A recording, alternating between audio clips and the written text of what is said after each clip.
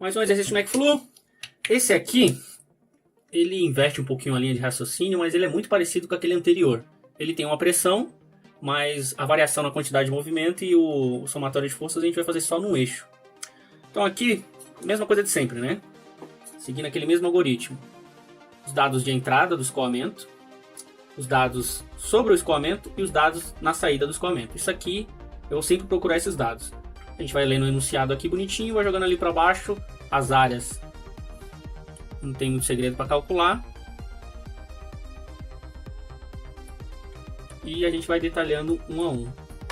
O que a gente usou aqui para calcular? A área igual a πd ao quadrado sobre 4. O que mais?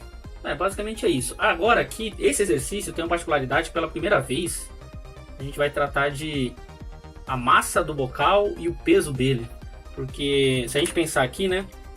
Vou colocar aqui já o volume de controle. Vamos já detalhar as informações direitinho. Beleza.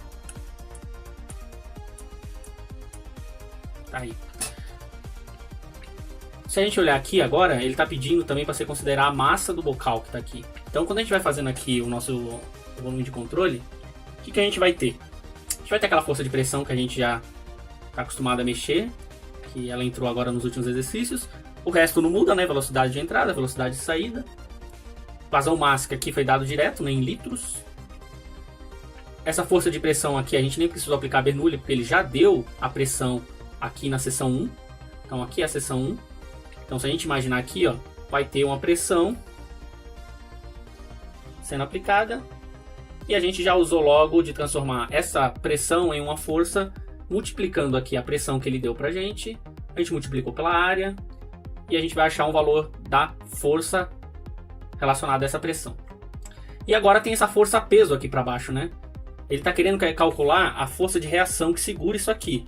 Se a gente for ver, normalmente eu já saio chutando direto força de reação sempre positiva, né? Mas aqui também não tem nem muito o que olhar, né? Ela vai estar com certeza para cima aqui, ó. Com certeza não, né? Provavelmente. O instinto de quem não é formado não deve ser levado em consideração. Eu vou colocar essa força de reação aqui para cima, que ela vai condizer com aquilo que a gente já tinha, né? De força de reação arbitrar positiva. Como nosso referencial cartesiano y positivo é para cima, não vai mudar nada. E a gente vai ter essas outras situações aqui de peso e de variação da quantidade de movimento. A área a gente foi calculando aqui, né? A área. A velocidade de entrada foi dada, né? Ou eu calculei, não lembro. Foi isso mesmo, a velocidade de entrada a gente... Sosseguem. Enfim, deixa os cachorros de lado. Ele deu a vazão máxima pra gente. Com a vazão máxima a gente consegue calcular a área em qualquer lado aqui, né? Tanto na entrada quanto na saída. Pretinha, volta aqui. Pretinha, sossega. Vai pra sua cama, vai. Pronto. Enfim, voltando. Com a vazão máxima, você consegue descobrir as velocidades de entrada ou de saída. Somente com a vazão máxima. Porque aí você vai dividir pelo ρ e pela respectiva área da entrada e da saída, você vai achar as velocidades. O que mais? Aqui é uma coisa importante. Sempre que eu acho a velocidade, eu decomponho ela em x e em y. Nesse caso aqui estava bem simples, né? O escoamento só se dá em um eixo.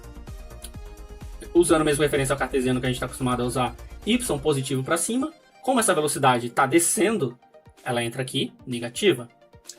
Aqui embaixo, a gente calculou a força relacionada àquela pressão, né? Isso aqui é em newtons. E a mesma coisa eu faço aqui. Eu coloco um módulo da força e eu decomponho ela em x e em y. Novamente, só tem y aqui. Como a gente coloca essa força de pressão empurrando o escoamento aqui nessa seção, ela fica negativa também.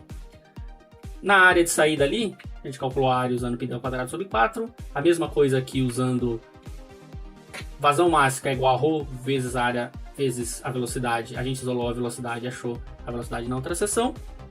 Mesma coisa, a velocidade, achou a velocidade, decompõe ela em componentes vetoriais. A mesma ideia aqui, a velocidade de saída está aqui embaixo, apontando quanto que o nosso referencial cartesiano, ela é negativa. Força de pressão aqui na saída não vai ter, a gente considera a pressão atmosférica e isso aqui a gente não vai precisar tratar. Nos casos futuros a gente vai ter uma pressão aqui do outro lado, a gente vai precisar mexer nisso aí, mas por enquanto não precisamos. Uma vez feito isso, repito, isso aqui tem que sair natural, né? Se a gente for ver aqui, o que a gente precisou pensar mesmo? Sei lá, essa força peso aqui que ele pede, mas também não fica tão difícil assim de imaginar. Essa força de pressão aqui, o conceito a gente já tratou. Não tem nada aqui nessa primeira parte que seja difícil, vai meio que no automático mesmo. Conforme você faz muito exercício de quantidade de movimento, você já começa o exercício colocando isso aqui e colocando essas informações, só depois você vai fazer o resto.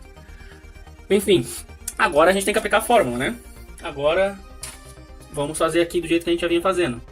Somatória de forças, nesse caso aqui só vai ser em Y, né? É igual a vazão máxima que multiplica a velocidade final menos velocidade inicial. Forças em Y. O que a gente faz? Força de reação é aquela que a gente coloca sempre positiva e depois verifica se a gente acertou, né? Se ela der positiva é porque arbitramos no sentido certo, se ela der negativa foi no sentido errado. Nesse caso aqui eu tenho certeza que ela vai dar certa. Quase certeza, vai. Porque tá tudo jogando para baixo aqui. Eu acho que para isso aqui se manter em equilíbrio vai ter que ter uma força segurando para cima aqui, né? Mas vamos ver. Agora, a outra força que a gente tem aqui é a força de pressão. Só que assim, essa força de pressão, não esqueça que ela é um vetor. Você tem que ver o sinal dela. O sinal dela aqui, menos... A gente coloca menos. Atenção, uma coisa é você arbitrar. Uma coisa é quando a gente arbitra na reação aqui. A gente arbitra aqui e vê o sinal depois. A força de pressão aqui, relacionada à pressão, você tem que olhar a componente dela no vetor. Se por um acaso ela estivesse apontando para cima aqui, você teria que colocar ela positiva.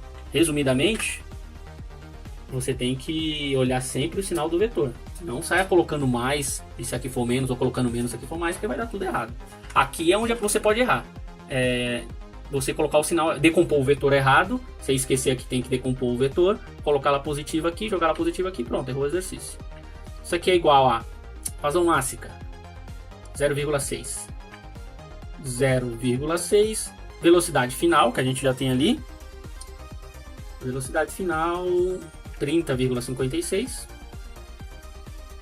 Menos da fórmula, né? Espera aí, você já tá fazendo merda aqui, ó. Você está errando justamente porque você acabou de falar que não pode errar. Velocidade também é um vetor. Então você tem que ver o sinal dela. O sinal dela aqui, ó, velocidade final, menos 30,56. Esse sinal aqui é da componente vetorial, que você fez a decomposição. Menos aqui da fórmula, esse sinal de menos é da fórmula. E agora a componente inicial é menos 3. Menos 3. Isso aqui também, por mais seja bestinha, você pode errar, né? Então vamos lá. Vamos agora detalhar isso aqui. Força de reação em Y é igual a... Vamos fazer aquela continha ali, já para dar uma limpada. Vai ficar 0,6 vezes menos 30,56 mais, menos com menos ali vai dar mais, né? Mais 3.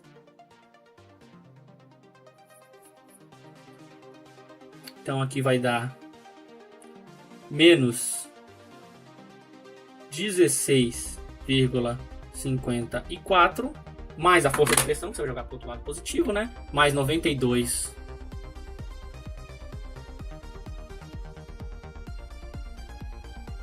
mais 92,8 mais 92,8 deu 76. A força de reação aqui, só que é um detalhe, a gente aqui tem que colocar força peso logo, né? Eu ia colocar ela só no final, mas é bom você já colocar aqui nesse... Vamos fazer o seguinte, ó, anotar, para ficar mais bonito. Vou fazer assim, ó. Não, peraí, pensa aqui. O certo aqui, ó, seria ter colocado a força peso é para baixo ali, né? Então vamos colocar ela já aqui, ó. Vamos apertar ela aqui. O peso, a gente sabe que está apontando para baixo. Se o peso apontar para baixo, é quanto o nosso referencial, né? Menos peso é igual a 0,6. Beleza. Peso negativo, agora a gente vai jogar ele para o outro lado positivo, mais 1,028. Beleza? E agora a gente faz a conta todinha, né? Menos 16,54, mais 92,8, mais 1,028. Resultado final, 77,28.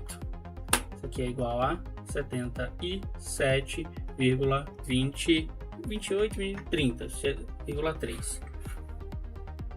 Tá dando 0,5 de diferença. Provavelmente nessas continhas aqui a gente arredondou alguma coisa diferente, porque é muito pouca diferença, né? Bem pouquinho, ó. Milímetros, provavelmente aqui é alguma coisa nos arredondamentos. Enfim, esse é o valor da reação. Esse é o valor da resposta. O que a gente fez aqui? Dados de entrada, dados de saída. Não esquecer de colocar a força de pressão empurrando.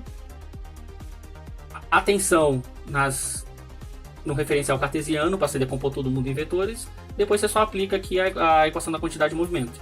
Nesses casos que tem a força-peso, você tem que verificar se a força-peso... Normalmente a força-peso vai ser negativa, né?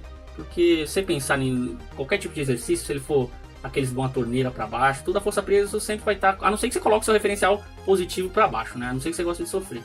Mas é isso aí, mais um para conta.